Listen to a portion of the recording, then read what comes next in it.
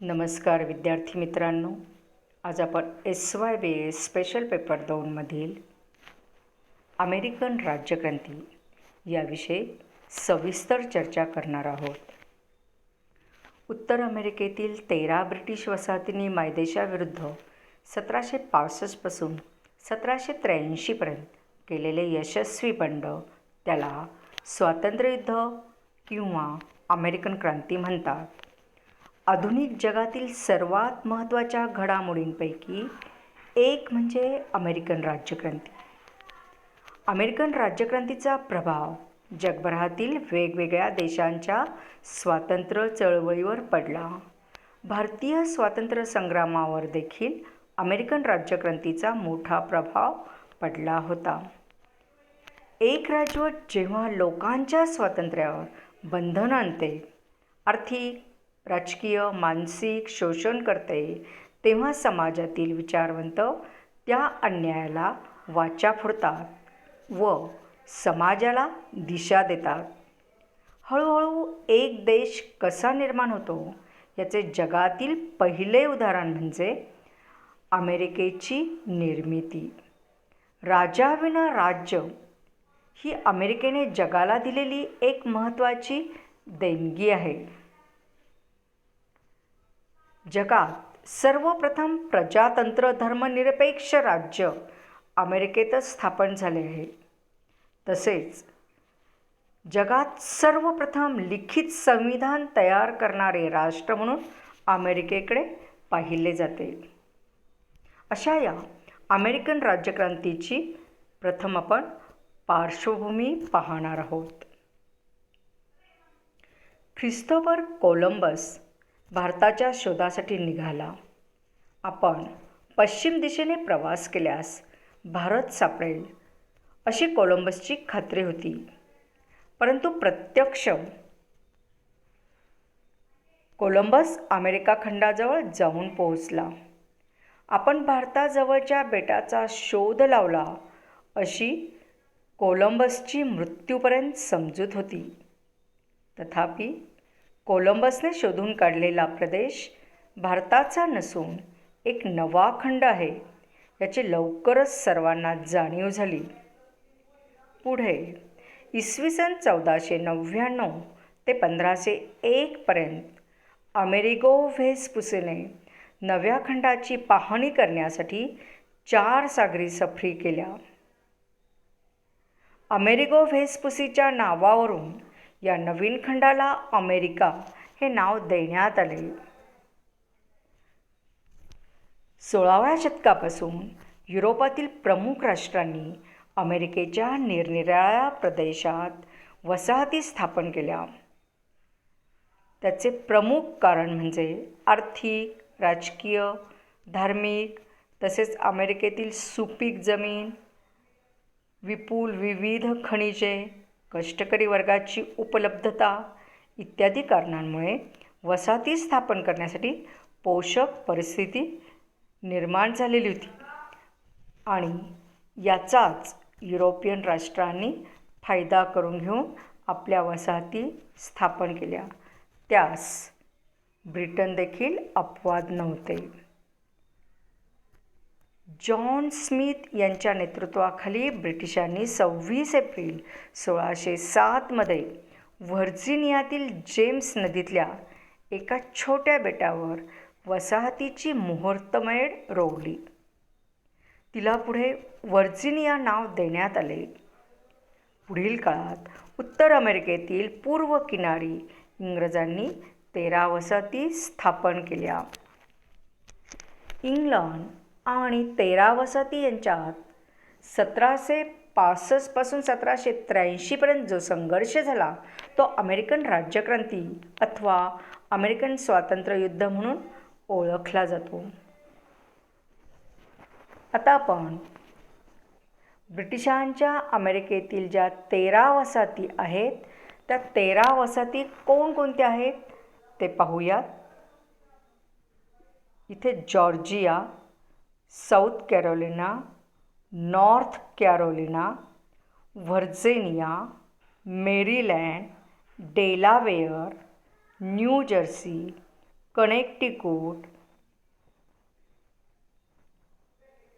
Pennsylvania, न्यूयॉर्क, York पूर्वीचे नाव New Amsterdam, Rhode Island, Massachusetts, New Hampshire या 13ही वसाहतींवर ब्रिटिशांचे वर्चस्व होते. परंतु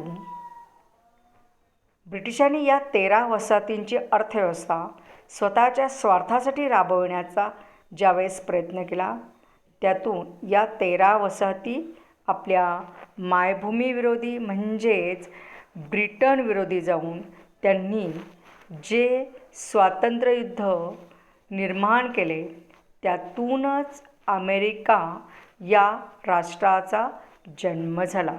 अशा या अमेरिकन राज्यक्रांतीस जे अनेक घटक जबाबदार आहेत, त्याची आता आपण सविस्तर चर्चा करणार आहोत.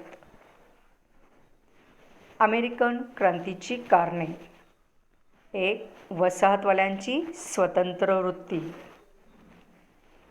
2. ब्रिटिशांचा वसाहतविषयक दृष्टिकोन. 3. ब्रिटिशांनी केलेले जुलमी कायदे. 4. वसाहतींच्या कागदी चलनाला विरोध. 5. अमेरिकेतील नाविन्यपूर्ण समाज. 6. ब्रिटिशांची जुलमी राजवट. 7. वसाहतींची शैक्षणिक व सांस्कृतिक प्रगती. 8. वैचारिक जागृती. 9. लढाऊ पथकांची निर्मिती. 10. वसाहती व मायदेशातील अंतर. 11. ब्रिटिश लोकशाही व स्वातंत्र्याच्या तत्त्वज्ञानाचा प्रभाव. 12. अमेरिकन लोकांची स्वतंत्र वृत्ती व आत्मविश्वास. 13. प्रशासकीय अनुभव. 14. फ्रान्सच्या भीतीचा शेवट. 15. युद्ध खर्च वसूल करण्याचे धोरण. 16. Boston tea party. अशा प्रकारे 1 ते 16 ही जी कारणं आहेत, या 16ही कारणांची आपण आता सविस्तर चर्चा करणार आहोत. पहिलं जे कारण आहे वसाहतवाल्यांची स्वतंत्र वृत्ती. अमेरिकन राज्यक्रांतीस वसाहतवाल्यांची स्वतंत्र वृत्ती कशा प्रकारे जबाबदार ठरली होती, ते आता आपण पाहणार आहोत.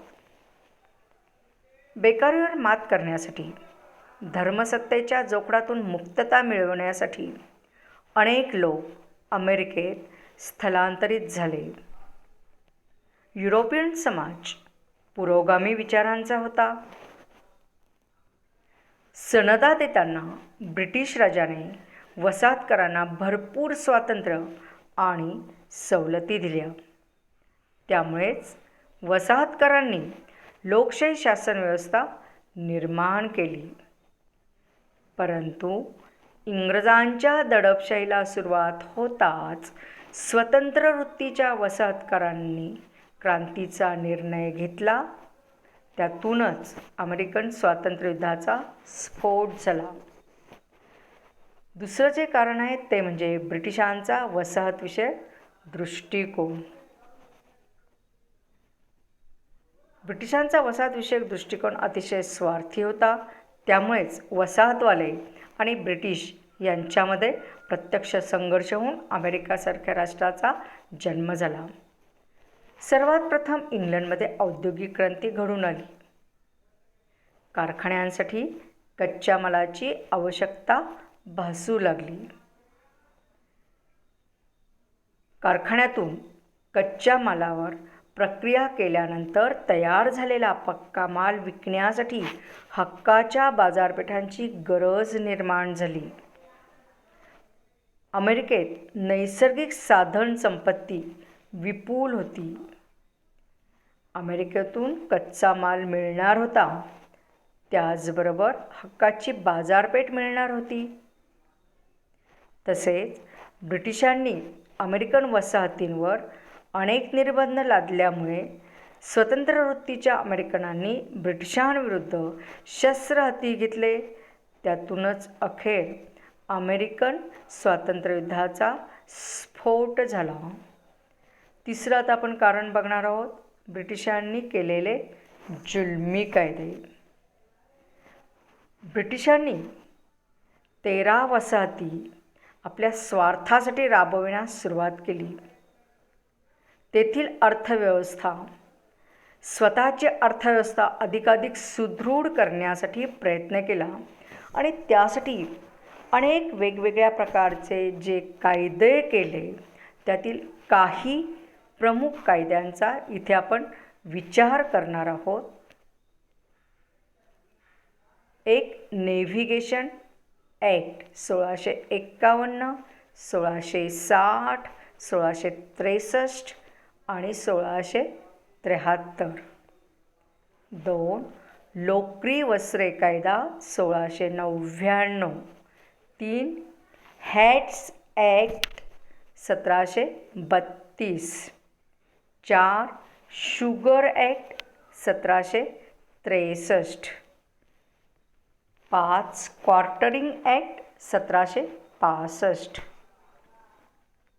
6. Stamp act 1765. Townshend act 1767. T act 1773. आता आपण प्रथम नेव्हिगेशन ॲक्ट, हा जो नेव्हिगेशन ॲक्ट आहे तो 1651, 1660, 1663 आणि 1673 पास केलेले आहेत. त्यातील 1651च्या नेव्हिगेशन ॲक्टनुसार मालाची वाहतूक करण्याची मक्तेदारी इंग्रजांना मिळावी यासाठीच त्यांनी 1651चा नेव्हिगेशन ॲक्ट पास केला. तर 1660 जो नेव्हिगेशन ॲक्ट पास केला त्यानुसार व्यापारविषयक बंधने अधिक कठोर करण्यात आली. वसाहतींनी इंग्लंडशिवाय इतर देशांबरोबर निर्यात व्यापार करण्यावर मनाई करण्यात आली. तर 1663च्या नेव्हिगेशन ॲक्टनुसार इंग्लंडने वसाहतीत आयात होणाऱ्या मालाची हाताळणी करण्याची मक्तेदारी मिळविण्याचा प्रयत्न केला. तर 1673च्या नेव्हिगेशन ॲक्टनुसार निर्देशित माल एका वसाहतीतून दुसऱ्या वसाहतीत पाठवल्यास त्यावरही कर बसवला. एकंदरीत हे सर्व नेव्हिगेशन ॲक्ट जर आपण बघितले तर ब्रिटिशांनी स्वतःचा अधिकाधिक आर्थिक स्वार्थ साधण्याचाच प्रयत्न केलेला दिसतो आणि त्यामुळेच वसाहतीतील लोकांमध्ये ब्रिटिशांविरोधी तीव्र असंतोष निर्माण झाला. त्यातून अखेर क्रांतीचा स्फोट झाला. आता आपण पुढचा जो कायदा आहे तो म्हणजे लोकरी वस्त्रे कायदा 1699. या कायद्यानुसार अमेरिकेतील वसाहतींनी लोकरी मालाची निर्यात करण्यावर बंदी घालण्यात आली. या पाठीमागे ब्रिटिशांचा महत्त्वाचा जो उद्देश आहे तो म्हणजे ब्रिटनमधील लोकरी वस्त्रांना संरक्षण देणे. पुढचा जो कायदा आहे हॅट्स ॲक्ट 1732. अमेरिकन वसाहतीत बिव्हर प्राण्याच्या कातड्यापासून हॅट बनविण्याचा उद्योग फायदेशीर होता. त्यामुळे इंग्लंडचा हॅट उद्योग धोक्यात आला होता. त्यामुळे 1732 हॅट्स ॲक्ट करून वसाहतीतील हॅट निर्यातीवर बंदी घातली. यामुळे वसाहतीतील हॅट उद्योग बंद पडला. परिणामी वसाहतवाले ब्रिटिशांविरुद्ध संतप्त होऊन अखेर त्यांनी क्रांती घडवून आणली. पुढचा जो कायदा आहे तो शुगर ॲक्ट 1763. या शुगर ॲक्टनुसार अनेक नित्योपयोगी वस्तूंवर कर लादण्यात आले. तर 1765 क्वार्टरिंग ॲक्ट पास केला. या क्वार्टरिंग ॲक्टनुसार वसाहतींच्या संरक्षणासाठी जे ब्रिटिशांनी आपले सैन्य ठेवले होते त्या सैन्याचा पगार वसाहतवाल्यांनी द्यावा. तसेच या सैनिकांच्या राहण्याची खाण्याची सोय वसाहतवाल्यांनी करावी अशा प्रकारचा हा कायदा होता. तर 1765 एक नवीन कायदा पास केला. तो स्टॅम्प ॲक्ट म्हणून ओळखला जातो. या स्टॅम्प ॲक्टनुसार वसाहतींवर जो कर आकारण्यात आला होता तो म्हणजे प्रामुख्याने वसाहतीत छापल्या जाणाऱ्या प्रत्येक कागदावर टॅक्स भरणे आवश्यक होते. मग खरेदी विक्रीचे कागदपत्र असोत, गहाणखत असो, मृत्यूपत्र असो, यासारख्या कागदपत्रांवर त्यांनी स्टॅम्प लावणे बंधनकारक केले होते. याचा विपरीत परिणाम पत्रकार, वकील, साहित्यिक या वर्गावर मोठ्या प्रमाणात झाला. कारण वृत्तपत्रांवर देखील हा स्टॅम्प लावणे बंधनकारक केलेले होते. वृत्तपत्रांनी त्यामुळे सरकारविरोधी लेख लिहिण्यास सुरुवात केली. तर अनेकांनी भाषणाद्वारे वसाहतीतील लोकांमध्ये मोठ्या प्रमाणात जागृती घडवून आणली आणि त्याचाच परिणाम म्हणून ब्रिटिशांनी स्टॅम्प ॲक्ट रद्द केला. परंतु स्टॅम्प ॲक्ट रद्द केल्याचे शल्य इंग्रजांना होते आणि म्हणूनच त्यांनी 1767 टाउनशेंड ॲक्ट वसाहतवाल्यांवर लादला होता. या टाउनशेंड ॲक्टनुसार चहा, कागद, काच, रंग अशा गरजेच्या वस्तूवर कर आकारला होता. तसेच ब्रिटिश अधिकाऱ्यांस गरज वाटल्यास कुठल्याही जहाजाची अथवा इमारतीची तपासणी करण्याची मुभा देण्यात आली. अर्थातच हा टाउनशेंड ॲक्ट देखील वसाहतींच्या दृष्टिकोनातून अतिशय जुलमी अशा प्रकारचा होता. म्हणूनच टाउनशेंड ॲक्ट रद्द होण्यासाठी वसाहतवाल्यांनी संघटितपणे ब्रिटिशांना विरोध करण्यास सुरुवात केली आणि त्यातूनच अखेर अमेरिकन क्रांतीचा स्फोट झालेला दिसून येतो. अर्थातच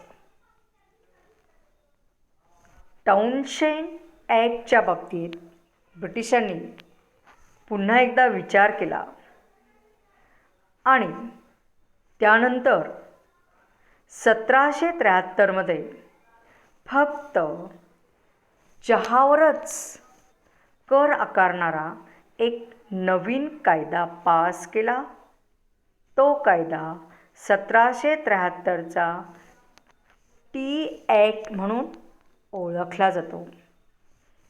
या टी ॲक्टनुसार वसाहतवाल्यांनी फक्त ब्रिटिशांच्या ईस्ट इंडिया कंपनीकडूनच चहा खरेदी करावा. इतर कोणाकडूनही तो चहा खरेदी करू नये अशा प्रकारचे बंधन लादलेले होते. एकंदरीत हे सर्व जर आपण कायदे बघितले तर हे सर्व कायदे अतिशय जुलमी अशा प्रकारचे होते आणि म्हणूनच अशा या जुलमी कायद्यांना विरोध करण्यासाठी वसाहतवाले संघटित होऊन त्यांनी ब्रिटिशांविरोधी जे शस्त्र हाती घेतले त्यातूनच अमेरिकन राज्यक्रांती घडून आली. हे आत्ता आपण अतिशय महत्त्वाचे असलेले वेगवेगळे जुलमी कायदे बघितलेले. या कायद्यांव्यतिरिक्त प्रामुख्याने इतरही अनेक कायदे होते. त्यापैकी उदाहरणार्थ जर आपण बघितलं तर लोखंड उद्योगाच्या संरक्षणासाठी 1750मध्ये ब्रिटिशांनी एक कायदा केला होता आणि या कायद्यानुसार वसाहतीत पोलाद भट्टी उभारण्यावर बंदी घातली. थोडक्यात स्वतःचा पोलाद व्यवसाय लोखंडाचा उद्योग याला संरक्षण मिळावे हीच त्या पाठीमागची ब्रिटिशांची प्रमुख भूमिका असलेली आपल्याला दिसून येते. आता आपण चौथं कारण पाहणार आहोत ते म्हणजे वसाहतींच्या कागदी चलनाला विरोध.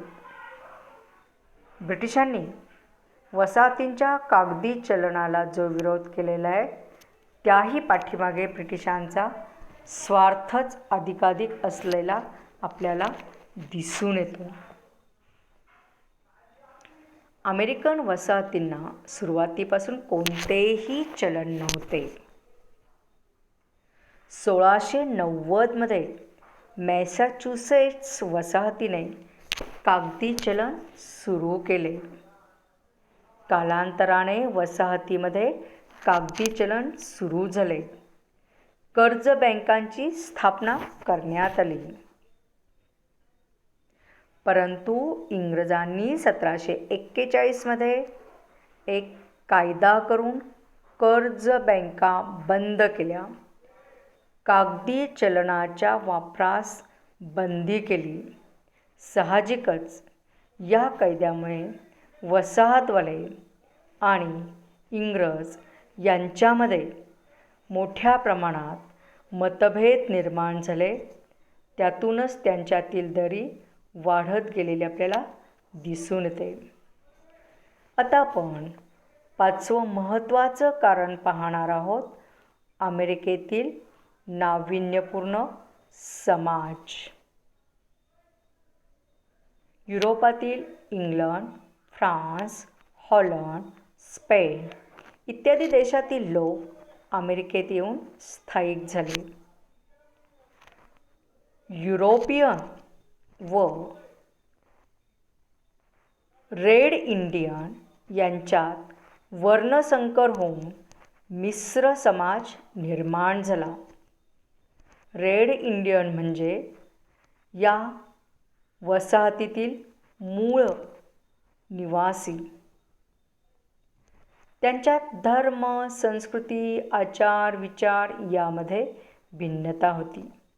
तरीही या सर्वांच्या एकत्रीकरणातून अमेरिकन समाज तयार झाला. फ्रेंच प्रवासी सेंट जॉन क्रेव्हेकूर याने अमेरिकन समाज जीवनाचे समर्पक वर्णन केले. इतर कोणत्याही राष्ट्रात न आढळणारा भयंकर वर्णसंकर येथे रुजला आहे.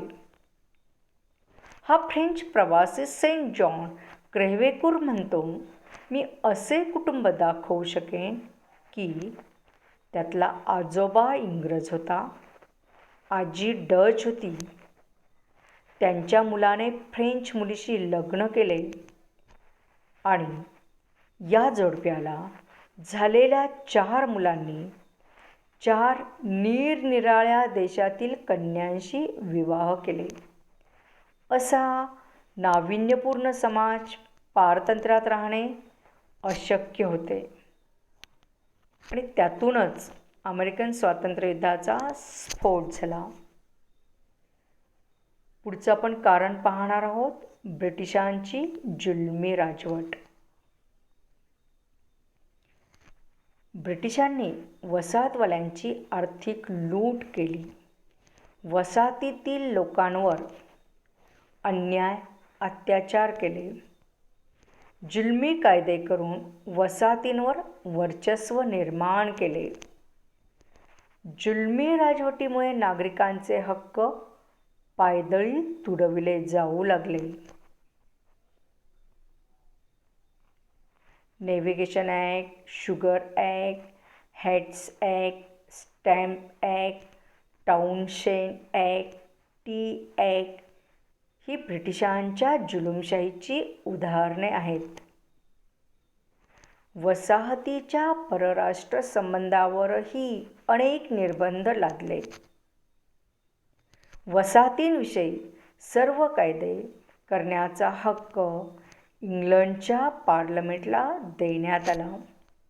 अशा प्रकारे ब्रिटिश पार्लमेंटने 13 वसाहतींचा स्वतःच्या स्वार्थासाठी उपयोग करून घेण्यासाठी वेगवेगळ्या प्रकारचे जुलमी कायदे करून स्वतःची जी जुलमी राजवट निर्माण केली, त्यातूनच वसाहतवाल्यांचे नागरिकांचे हक्क पायदळी तुडविले गेले आणि त्यातूनच अखेर क्रांतीचा स्फोट झालेला दिसून येतो. आता आपण 7वा मुद्दा पाहणार आहोत, वसाहतींची शैक्षणिक व सांस्कृतिक प्रगती. वसाहतींमध्ये जी शैक्षणिक प्रगती झाली होती, त्यातून जो सांस्कृतिक विकास झाला होता, त्यामुळेच असा सुशिक्षित व सुसंस्कृत वर्ग कोणाचीही गुलामगिरी सहन करू शकणार नव्हता. अनेक वसाहतींमध्ये प्राथमिक शिक्षण सक्तीचे केले. उच्च शिक्षणासाठी व संशोधनासाठी अनेक संस्थांची व ग्रंथालयांची स्थापना केली. वसाहतींनी छापखाने, वृत्तपत्रे सुरू केली. जगप्रसिद्ध केम्ब्रिज, हार्वर्ड, पेनसिल्व्हिया, कोलंबिया इत्यादी विद्यापीठे निर्माण झाली. युरोपमधून आलेल्या सर्वांची संस्कृती एक होऊन सांस्कृतिक उन्नती झाली. Benjamin Franklin, John Howard, William Penn, Roger William, John Campbell इत्यादी महान व्यक्तींच्या कार्यातून वसाहतींची शैक्षणिक व सांस्कृतिक प्रगती झाली. त्यातूनच राष्ट्रवादाला चालना मिळाली. असा प्रगत समाज गुलामगिरीत राहणे शक्यच नव्हते आणि त्यातूनच अखेर अमेरिकन राज्यक्रांतीचा स्फोट झाला. आता आपण 8वा मुद्दा बघणार आहोत, वैचारिक जागृती. विचारवंतांच्या लिखाणातून मोठ्या प्रमाणात जागृती होत असते. अशा विचारवंतांच्या कार्यातूनच अनेक राष्ट्रांमध्ये वेगवेगळ्या क्रांत्या घडून आलेल्या दिसत आहेत, स्वातंत्र्ययुद्ध घडून आलेले दिसत आहेत. या 13 वसाहतीही त्यास अपवाद नव्हत्या. या 13 वसाहतींमध्ये जनजागृती घडवून आणण्याचे ज्यांनी कार्य केलेले आहेत, त्यांच्याविषयी आपण थोडक्यात माहिती पाहूयात. प्रथम आपण बेंजामिन फ्रँकलिन यांच्याविषयी थोडक्यात माहिती पाहूयात. बेंजामिन फ्रँकलिन महान राष्ट्रवादी नेता म्हणून ओळखला जातो.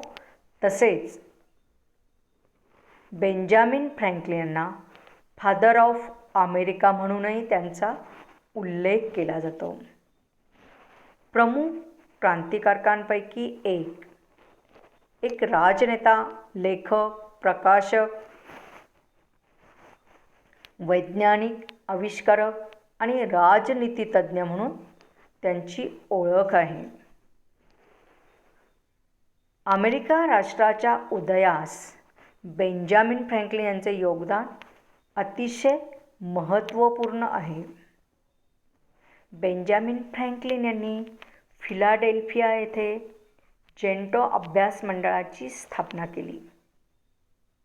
त्यांनी फिलाडेल्फिया शहरात छापखाना सुरू करून मोठ्या प्रमाणात जनजागृती घडवून आणली. घटना, कायदा व कागदी चलन इत्यादी विषयांवर अभ्यासपूर्ण लेखन केले. पेनसिल्व्हानिया विधिमंडळाचा ते सदस्य होते. 1754 अमेरिकन संघराज्याची अभूतपूर्व कल्पना त्यांनी मांडली.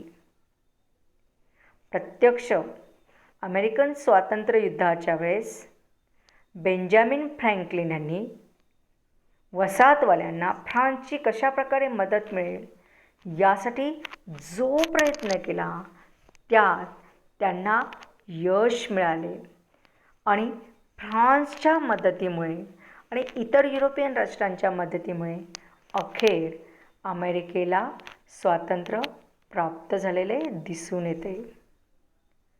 पुढचा आपण विचारवंत बघणार आहोत, थॉमस जेफरसन. थॉमस जेफरसन हेही एक महान राष्ट्रवादी नेता म्हणून त्यांची ओळख आहे. अमेरिकन स्वातंत्र्याचा जाहीरनामा त्यांनी घोषित केला. स्वातंत्र्य लढ्यासाठी वैचारिक पार्श्वभूमी निर्माण केली. तर जॉन ॲडम्स यांचे विचार देखील अमेरिकेच्या स्वातंत्र्यासाठी उपयुक्त ठरलेले दिसून येतात. ते म्हणतात, वसाहतीत राष्ट्रवाद वाढीस लागला. जे अधिकार इंग्लंडच्या पार्लमेंटला आहेत ते अधिकार वसाहतीच्या विधिमंडळास असले पाहिजे. त्यातूनच वसाहतवाल्यांमध्ये मोठ्या प्रमाणात जागृती घडून आलेली दिसून येते. आता आपण पुढचा विचारवंत बघणार आहोत, पॅट्रिक हेनरी.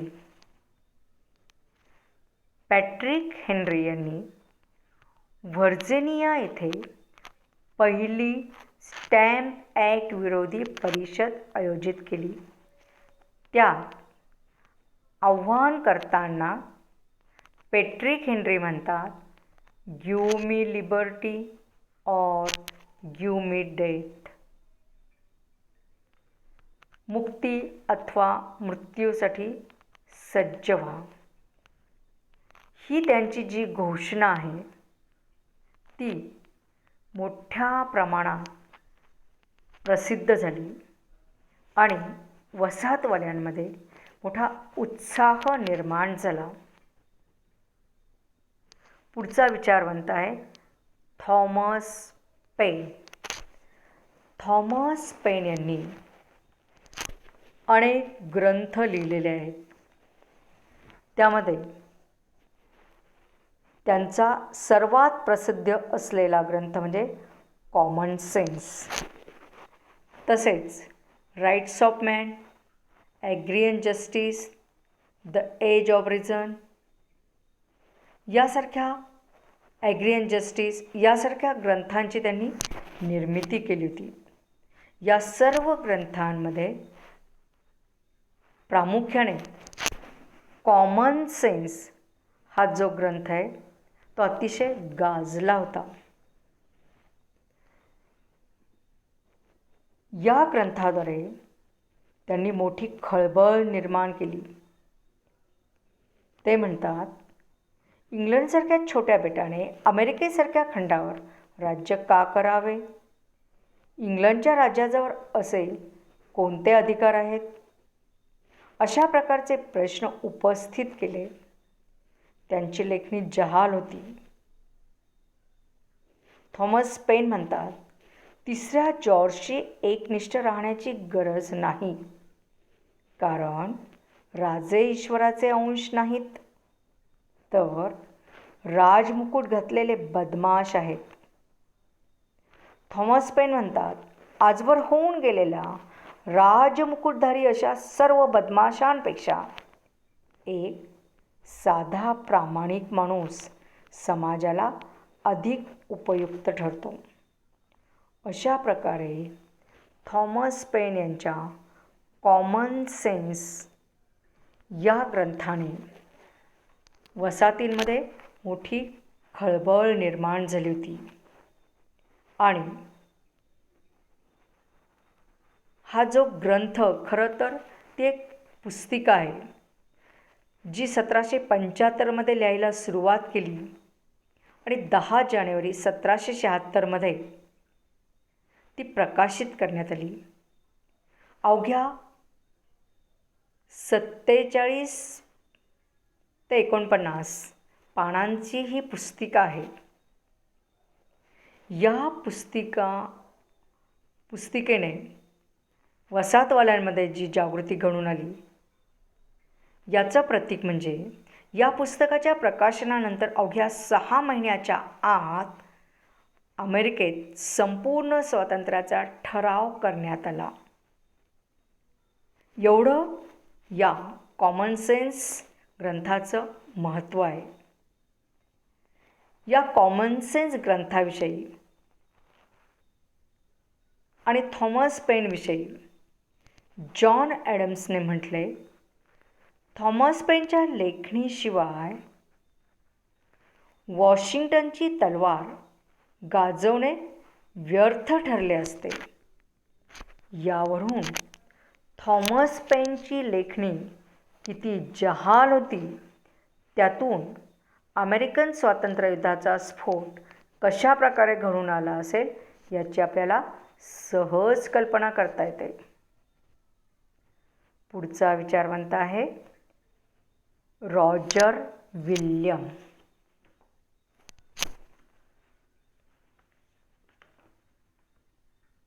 रॉजर विल्यम म्हणतो, धर्मसत्ता व राजसत्ता यांचे विकेंद्रीकरण करून लोकशाहीची स्थापना केली पाहिजे.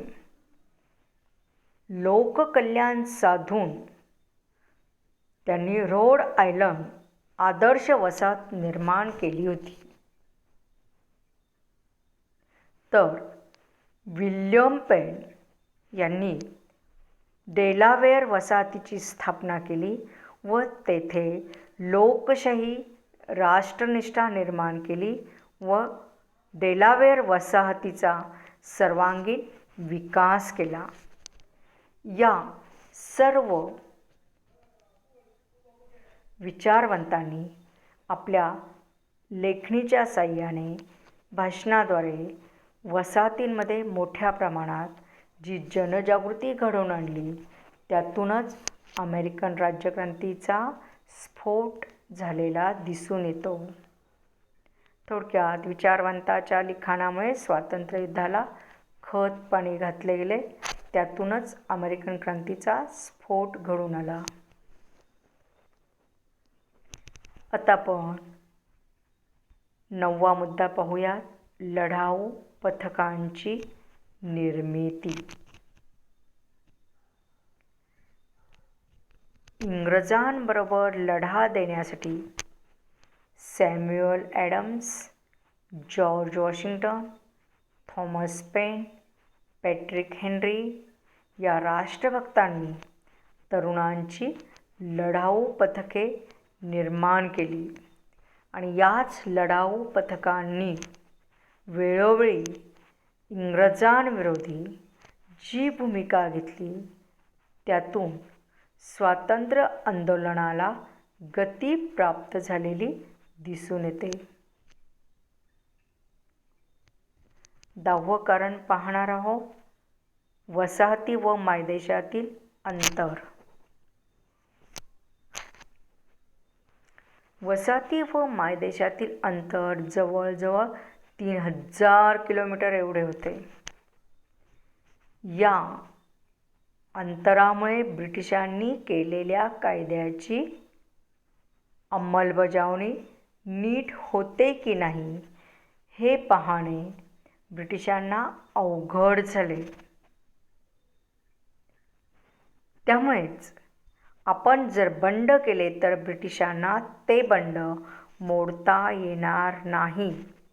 यातूनच अमेरिकन स्वातंत्र्ययुद्धाचा स्फोट घडून आला. पुढचं महत्त्वाचं कारण आहे ते म्हणजे ब्रिटिश लोकशाही व स्वातंत्र्याच्या तत्त्वज्ञानाचा प्रभाव.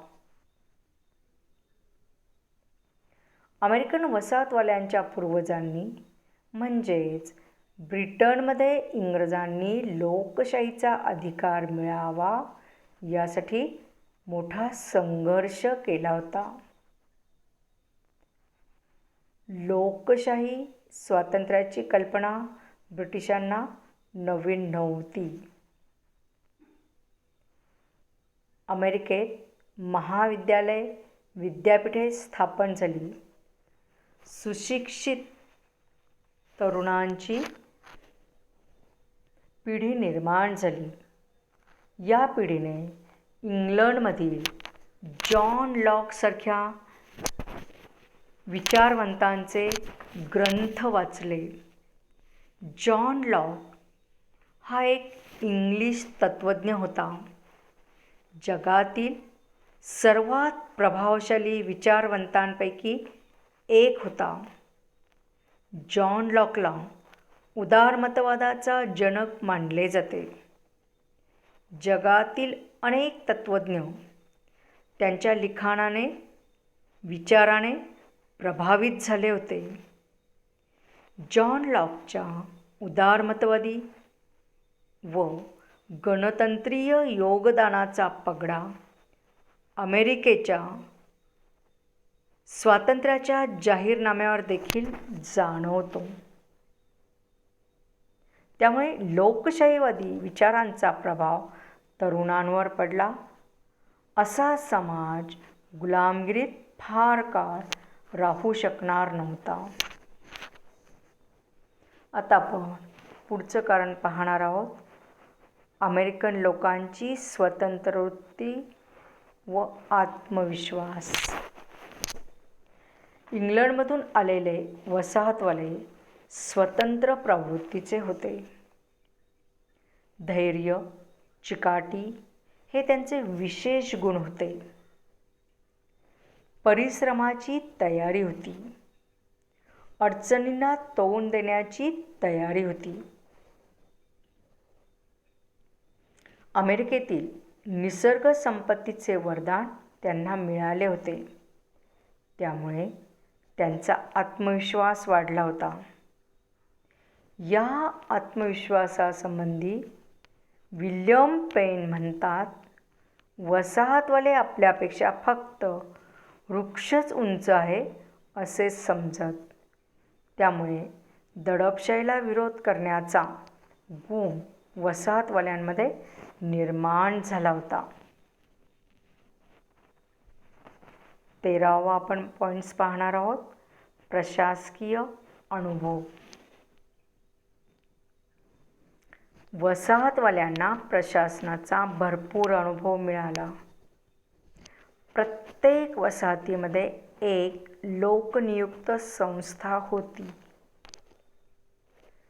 स्थानिक बाबतीत कायदे करणे, कर आकारणी, वसुली करणे, न्यायदानाचे काम करणे इत्यादी कामे स्वतः वसाहतीच करत असत. या प्रशासकीय अनुभवानेच ब्रिटिश सत्तेचा शेवट झाल्यानंतर आपण आपला राज्यकारभार करू शकतो असा आत्मविश्वास वसाहतवाल्यांमध्ये निर्माण झाला. त्यातूनच वसाहतवाल्यांनी स्वातंत्र्यासाठी ब्रिटिशांशी संघर्ष केला. थोडक्यात वसाहतवाल्यांना जो प्रशासकीय अनुभव आलेला होता त्यातूनच त्यांच्यामध्ये स्वातंत्र्यप्राप्तीसाठी त्यांनी संघटित होऊन प्रत्यक्ष शस्त्र हाती घेऊन अमेरिकन राज्यक्रांती यशस्वी केली. आता आपण 14वा मुद्दा बघणार आहोत, फ्रान्सच्या भीतीचा शेवट. वसाहतवाल्यांना फ्रान्सची नेहमी भीती वाटत होती. त्यामुळेच ब्रिटिशांकडून मिळणाऱ्या संरक्षणामुळे ब्रिटिशांनी केलेले जाचक कायदे वसाहतवाले सहन करत होते. परंतु इंग्लंडने सप्तवार्षिक युद्धात फ्रान्सचा पराभव केल्याने वसाहतवाल्यांना फ्रान्सविषयी वाटणाऱ्या भीतीचा शेवट झाला. म्हणूनच ब्रिटिशांनी केलेले कायदे नष्ट करण्याचा व स्वतंत्र होण्याचा प्रयत्न केला. त्यातूनच अमेरिकन स्वातंत्र्ययुद्धास आरंभ झाला. थोडक्यात इंग्लंड आणि फ्रान्स यांच्या सप्तवार्षिक युद्धामध्ये ब्रिटिशांनी फ्रान्सचा जो पराभव केला त्यामुळे आता वसाहतवाल्यांना फ्रान्सविषयी भीती राहिलेली नव्हती आणि त्यामुळेच वसाहतवाल्यांनी ब्रिटिशांनी केलेले जुलमी जाचक कायदे या जाचक कायद्यांना त्यांनी विरोध करण्यास प्रारंभ केला. त्यातूनच त्यांच्यामध्ये दिवसेंदिवस मोठ्या प्रमाणात दरी निर्माण झाली. त्याची प्रतिक्रिया अमेरिकन स्वातंत्र्ययुद्धामध्ये झालेली आपल्याला दिसून येते. 5वं कारण पाहणार आहोत, युद्ध खर्च वसूल करण्याचे धोरण. इंग्लंड व फ्रान्स यांच्यात सप्तवार्षिक युद्ध झाले होते. 1756 ते 1763 पर्यंत हे युद्ध चालले होते. त्यात इंग्लंड विजयी झाले असले तरी इंग्लंडला प्रचंड खर्च आला. ब्रिटिशांची तिजोरी रिकामी झाली. ती तिजोरी भरून काढण्यासाठी इंग्लंडने वसाहतींकडून युद्ध खर्च वसूल करण्याचे धोरण स्वीकारले. त्यासाठी स्टॅम्प ॲक्ट लादला. परिणामी वसाहतींनी इंग्रजांविरोधी भूमिका घेऊन ना प्रतिनिधी ना कर अशी घोषणा करून स्वातंत्र्य आंदोलनाला सुरुवात केली. आता आपण या अमेरिकन क्रांतीचं तात्कालिक कारण पाहणार आहोत. ते तात्कालिक कारण म्हणजे Boston tea party 16 December 1773. Samuel ॲडम्सने चहाचा कायदा रद्द करण्याचा प्रयत्न केला. सॅम्युअल ॲडम्सने लोकांना इंग्रजांच्या विरुद्ध संघटित केले. युवकांची लढाऊ पथके स्थापन केली. सॅम्युअल ॲडम्स व इतर क्रांतिकारकांनी 16 डिसेंबर 1773च्या रात्री रेड इंडियनचा वेश धारण करून बोस्टन बंदरात आले. ईस्ट इंडिया कंपनीची चहाने भरलेली 3 जहाजे होती. क्रांतिकारकांनी या जहाजावर प्रवेश केला व 342 पेटारे समुद्रात फेकून दिले. ही घटना अमेरिकेच्या इतिहासात बोस्टन टी पार्टी म्हणून ओळखली जाते.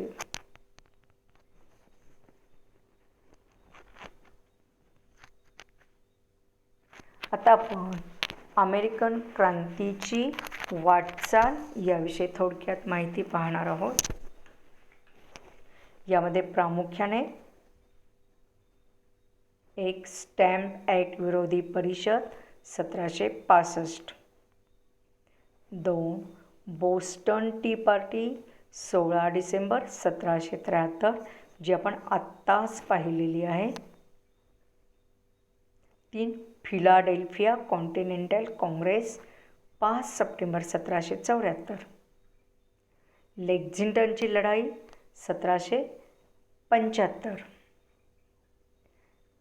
कॅन्कॉर्डची लढाई 29 एप्रिल 1775. फिलाडेल्फिया येथील दुसरे अधिवेशन मे 1775. बंकर हिलची लढाई.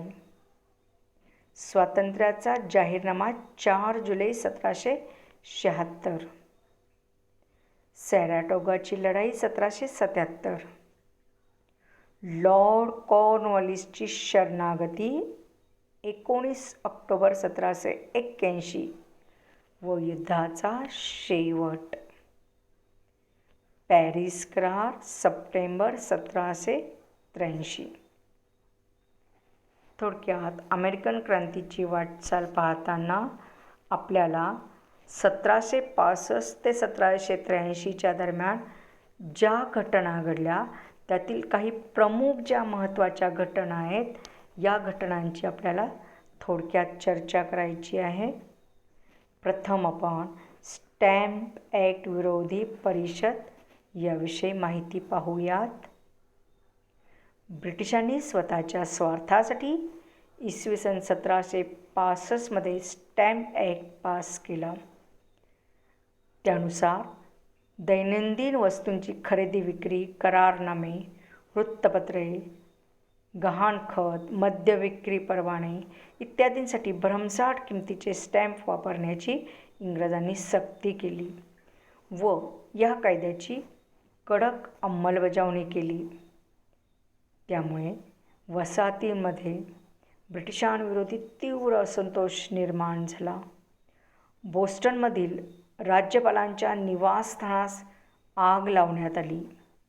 युवक व युवतींचे लढाऊ पथके स्थापन करून ठिकठिकाणी ब्रिटिशांच्या विरोधात कारवाई करण्यास सुरुवात झाली. यावेळी पॅट्रिक हेन्रीने व्हर्जिनिया विधिमंडळाची बैठक घेऊन स्टॅम्प ॲक्टचा निषेध केला व इंग्रजांच्या विरोधी ठराव मंजूर केले.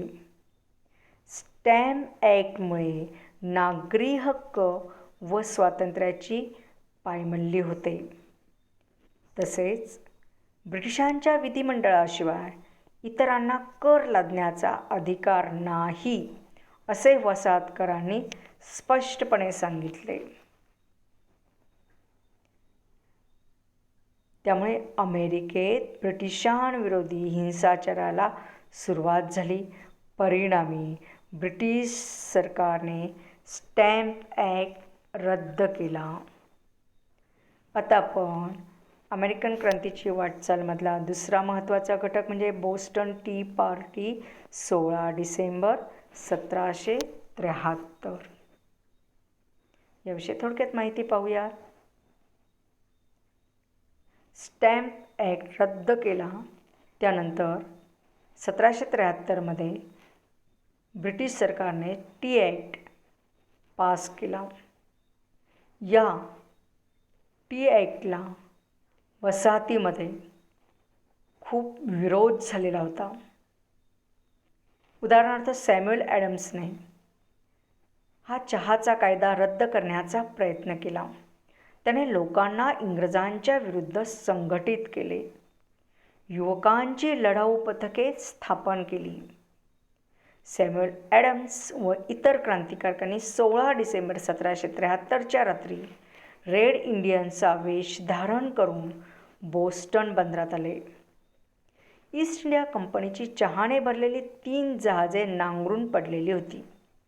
क्रांतिकारकांनी या जहाजांवर प्रवेश केला व 342 पेटारे समुद्रात फेकून दिले. ही घटना अमेरिकेच्या इतिहासात बोस्टन टी पार्टी म्हणून ओळखली जाते.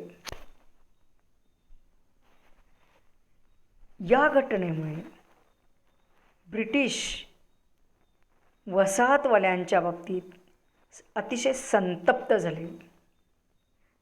ब्रिटिशांनी बोस्टन बंदराचा व्यापार बंद केला. वसाहतींवर प्रचंड नुकसान भरपाई लादली. मॅसॅच्युसेट्सच्या विधिमंडळ व नगरसभांच्या अधिकारांवर निर्बंध घातले. ब्रिटिशांच्या दडपशाहीला उत्तर देण्यासाठी वसाहतवालेही सज्ज होऊ लागले. आता आपण फिलाडेल्फिया कॉन्टिनेंटल काँग्रेस 5 सप्टेंबर 1774 या फिलाडेल्फिया कॉन्टिनेंटल काँग्रेसविषयी थोडक्यात माहिती पाहूयात. इंग्रज व वसाहतवाले यांच्यातील संबंध दिवसेंदिवस दुरावत गेले. बोस्टन घटनेमुळे इंग्रज संतप्त होऊन वसाहतींवर अनेक जाचक निर्बंध लादले. मॅसॅच्युसेट्सला गुन्हेगार ठरवण्यात आले. तेथील विधिमंडळाचे अधिकार कमी केले. म्हणूनच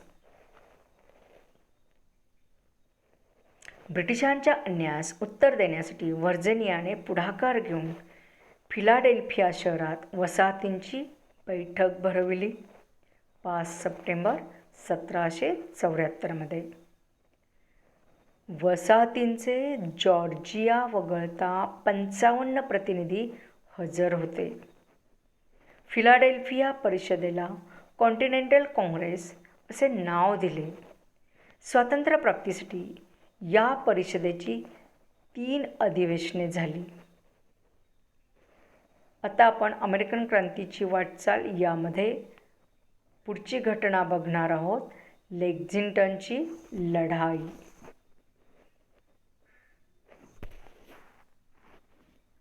लेक्झिंग्टन येथे वसाहतवाले व इंग्रज यांच्यामध्ये लढाई झाली.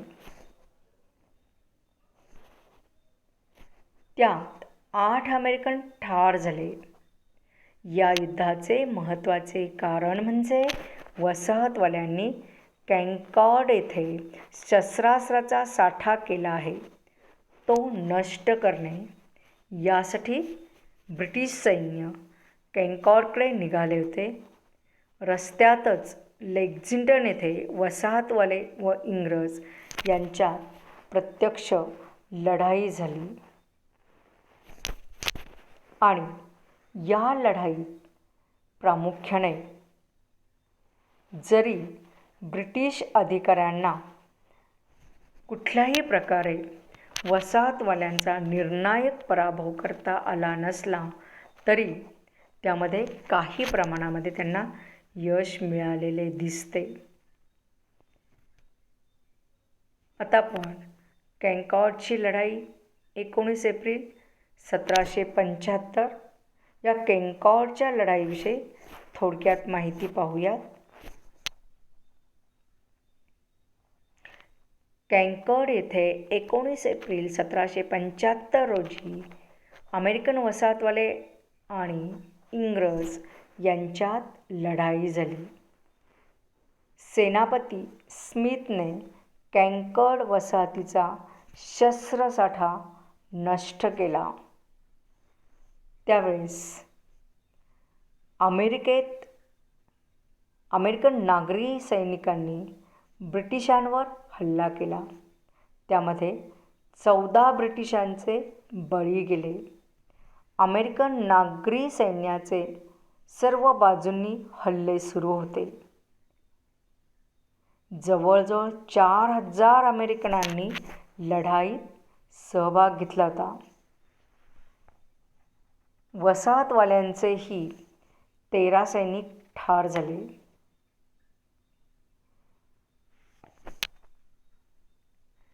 यावेळी सॅम्युएल ॲडम्स यांनी म्हटले की आजचा दिवस अमेरिकेकरता वैभवशाली दिवस आहे.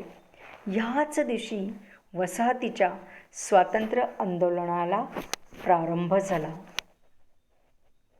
आता आपण फिलाडेल्फिया येथील दुसरे अधिवेशन मे 1775 याविषयी थोडक्यात माहिती पाहूयात.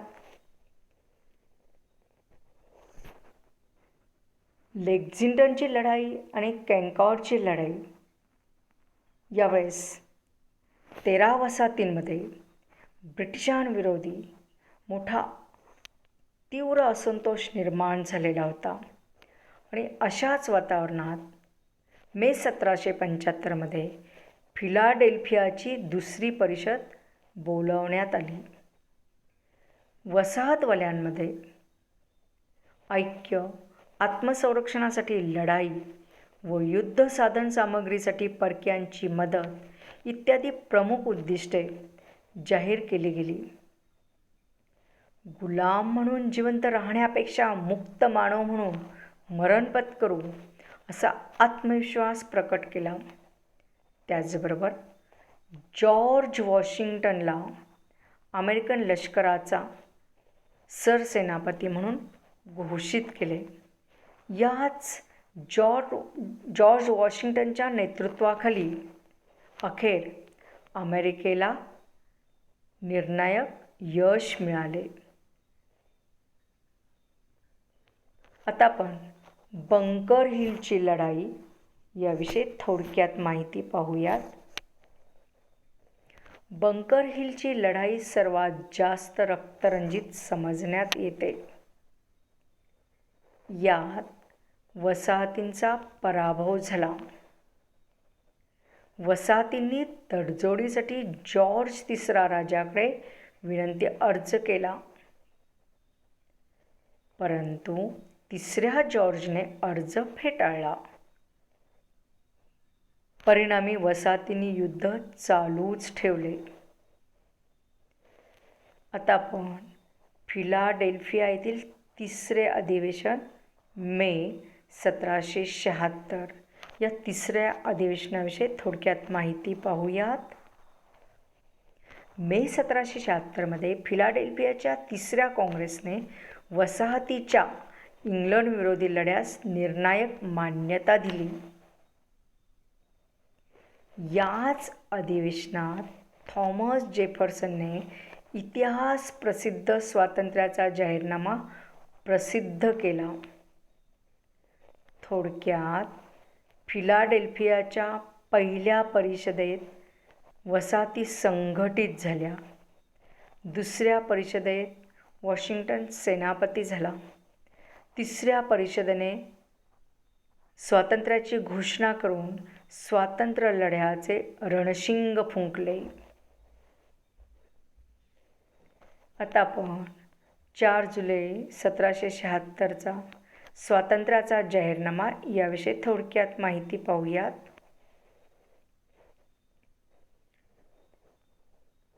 फिलाडेल्फियाच्या तिसऱ्या अधिवेशनात रिचर्ड हेनरी लीने स्वातंत्र्याचा ठराव मांडला. थॉमस जेफरसन स्वातंत्र्याचा जाहीरनामा तयार करण्यात प्रमुख होते. सर्व मानव जन्मतः समान आहेत. त्यांना जन्मतःच नैसर्गिक हक्क मिळालेले असतात. त्यात जीवित, स्वातंत्र्य व सुखाचा उपभोग घेणे हे मानवाचे आद्य हक्क आहेत. त्या हक्कांच्या संरक्षणासाठी शासन संस्थांना न्याय्य अधिकार लोकांकडूनच मिळतात.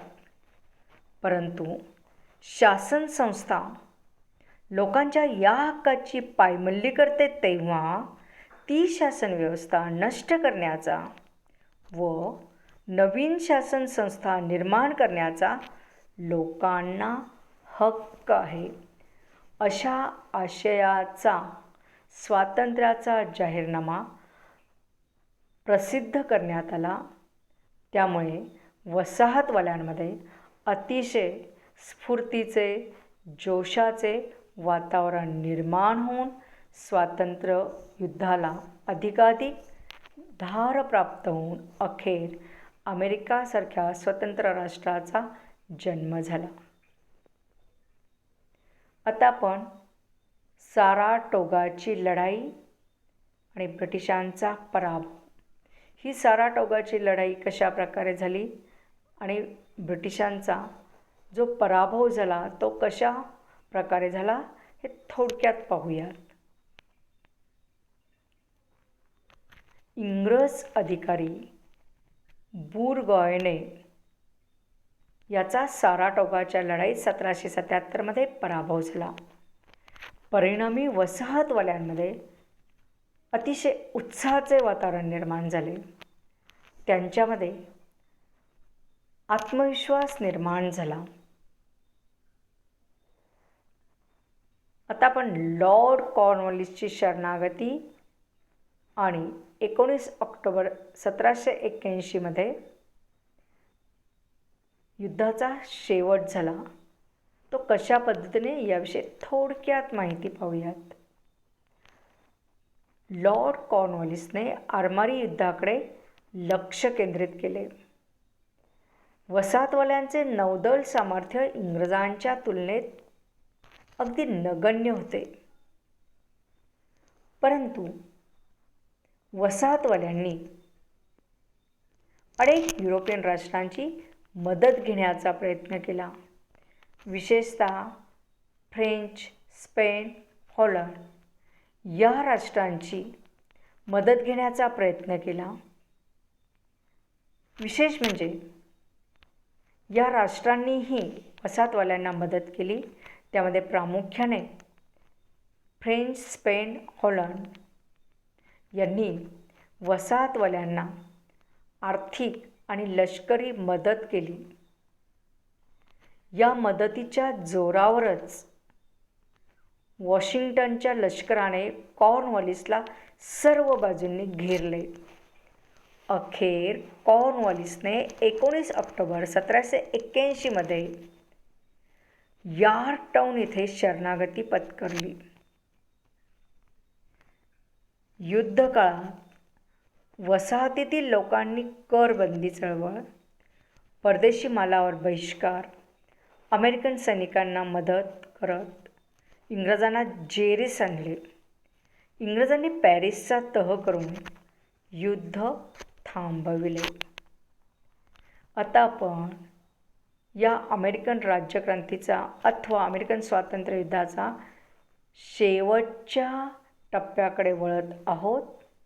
शेवटचा महत्त्वाचा मुद्दा म्हणजे पॅरिसचा तह 3 सप्टेंबर 1783.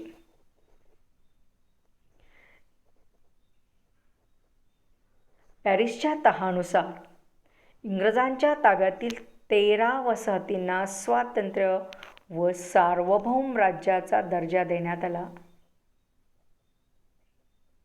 दोन्ही पक्षांनी युद्धकाळात जिंकलेले परस्परांचे प्रदेश परस्परांना परत करण्याचे मान्य केले. ब्रिटिशांनी आपल्या फौजा अमेरिकेतून काढून घेण्याचे मान्य केले. ब्रिटनमधील धनाढ्यांचे घेतलेले कर्ज परत करण्याची जबाबदारी काँग्रेसने घेतली. कॅनडावरील इंग्रजांचे वर्चस्व कायम ठेवले. न्यूफाउंडलँडवर दोघांचाही अधिकार मान्य करण्यात आला. स्पेनला मदतीचा मोबदला म्हणून दक्षिणेकडील फ्लॉरिडाचा प्रदेश देण्यात आला. अशा प्रकारे अमेरिकन स्वातंत्र्ययुद्ध घडून येण्यासाठी जे अनेक महत्त्वाची कारणे होती ती म्हणजे वसाहतवाल्यांची स्वतंत्र वृत्ती, ब्रिटिशांचा वसाहतविषयक दृष्टिकोन, ब्रिटिशांनी केलेले जुलमी कायदे, अमेरिकेतील नाविन्यपूर्ण समाज, ब्रिटिशांची जुलमी राजवट, वसाहतींची शैक्षणिक व सांस्कृतिक प्रगती, वैचारिक जागृती, लढाऊ पथकांची निर्मिती, वसाहती व मायदेशातील अंतर, ब्रिटिश लोकशाही व स्वातंत्र्य तत्त्वज्ञानाचा प्रभाव, अमेरिकन लोकांची स्वतंत्र वृत्ती व आत्मविश्वास, वसाहतीच्या कागदी चलनाला विरोध, प्रशासकीय अनुभव, फ्रान्सच्या भीतीचा शेवट, युद्ध खर्च वसूल करण्याचे धोरण, बोस्टन टी पार्टी या विविध कारणांमुळे 13 वसाहती व ब्रिटिश यांच्यात 1765 ते 1783 केलेले यशस्वी बंड त्याला स्वातंत्र्ययुद्ध अथवा अमेरिकन क्रांती म्हणतात. आता आपण पुढच्या व्हिडिओमध्ये अमेरिकन क्रांतीचे परिणाम बघणार आहोत. धन्यवाद.